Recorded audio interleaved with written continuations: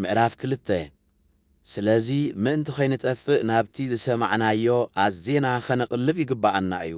እቲ ብመላእኽቲ ዝተነግረ ቃል ክትእዘዞ ዝግባእ ሓቂ ካብ ኮነ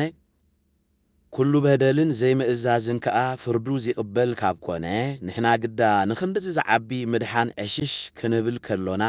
ከመይ ጌርና ክንመልኡ ንኽእል እዚ እቲ ብመጀመርታ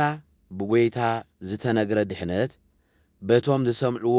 ተረጋጊጹልና እዩ ኣምላኽ ከኣ ብትእምርትን ብዘደንቕ ነገራትን ብበበይኑ ዝኾነ ተኣምራትን በቲ ከም ፍቓዱ ዝዕድሎ መንፈስ ቅዱስን ገይሩ ኣረጋጊጹልና እዩ ነታ ብዛዕባ እንዛረብ ዘሎና እትመጽእ ዓለምሲ ኣብ ትሕቲ መላእኽቲ ኣየግዛኣን እኳ ደኣ ኣብ ገሊኡ ንስኻ እትዝክሮስ ሰብ እንታዋዒዩ ወይስ ንስኻ እተኣልዮስ ሰብ እንታይ እዩ ካብ መላእኽቲ ንቑሩብ ግዜ ኣትሓትካዮ ኣኽሊል ክብርን ግርማን ደፋእካሉ ንኹሉውን ኣብ ትሕቲ ኣእጋሩ ኣግዛዕካዮ ኢሉ መስኪሩሎ ንኹሉ ከየግዝኦ ከሎ ነውኡ ዘየግዝኦ ሓንቲ እኳ ኣይሓደገን ግናኸ ኩሉ ከምዚ ግዝኦ ኣይንርእዮና ኣሎና ነቲ ካብ መላእኽቲ ንቑሩብ ግዜ ትሕት ኢሉ ዝነበረ ኢየሱስ ግና ብምኽንያት ሞቱ ሕጂ ኣኽሊል ክብርን ግርማን ደፊኡ ንርእዮ ኣሎና እዚ ኸኣ ንሱ ብጸጋ ኣምላኽ ኣብ ክንዲ ኩሉ ሰብ ስለ ዝሞተ እዩ እቲ ኩሉ ምእንትኡ ኩሉውን ብኡ ዝተፈጥረ ንብዙሓት ውሉድ ናብ ክብሪ ብእንቲ ኽእትዎም ነቲ ናይ ድሕነቶም መራሒብ ብስቓይ ፍጹም ኪገብሮ ተገብኦ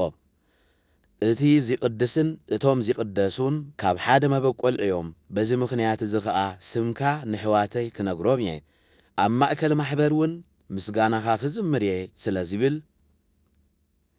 ኣሕዋተይ ኢሉ ንምጽዋዖም ኣየሓትርን እዩ ደጊሙ ኸኣ ኣነ ኣብኡ ክውከል እየ ከም ብሓድሽ እውን ኣነን እቶም ኣምላኽ ዝሃበኒ ውሉድን እንየና ይብል እቶም ውሉድ ስጋን ደምን ዝለበሱ ሰብ ስለ ዝኾኑ ኢየሱስ እውን ከምኦም ሰብ ኮነ እዚ ኸኣ ብሞቱ